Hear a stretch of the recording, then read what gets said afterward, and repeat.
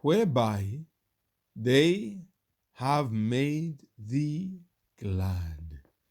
Psalm 45, verse 8. And who are thus privileged to make the Saviour glad? His church, his people. But is it possible?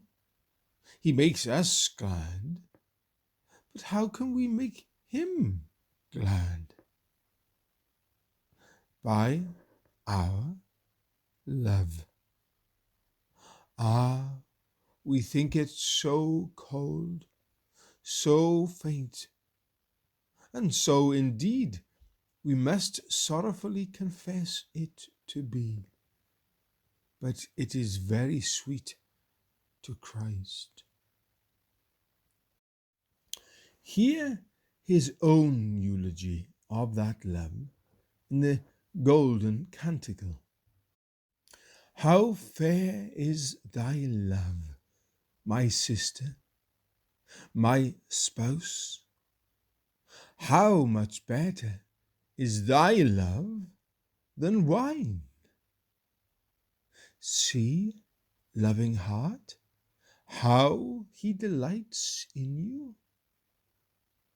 When you lean your head on his bosom, you not only receive, but you give him joy.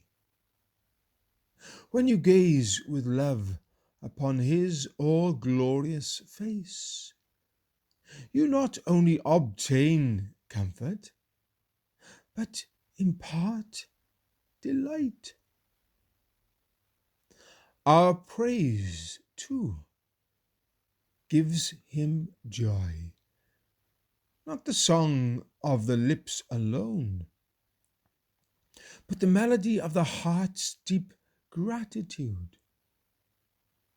Our gifts, too, are very pleasant to him.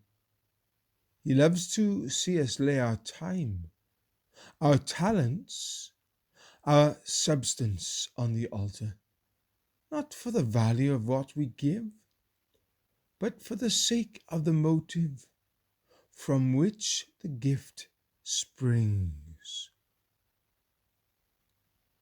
To him, the lowly offerings of his saints are more acceptable than the thousands of gold and silver. Holiness is like frankincense and myrrh to him. Forgive your enemy, and you make Christ glad. Distribute of your substance to the poor, and he rejoices. Be the means of saving souls, and you give to him to see the travail of his soul.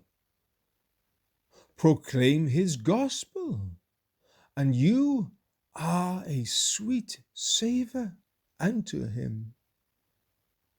Go among the ignorant and lift up the cross, and you give him honor. It is in your power even now to break the alabaster box and pour the precious oil of joy upon his head, as did the woman of old, whose memorial is to this day set forth wherever the gospel is preached. Will you be backward then? Will you not perfume your beloved Lord with the myrrh of aloes and cassia of your heart's praise? Yes, ye ivory palaces, ye shall hear the songs of the saints, whereby they have made thee glad. Psalm 45, verse 8.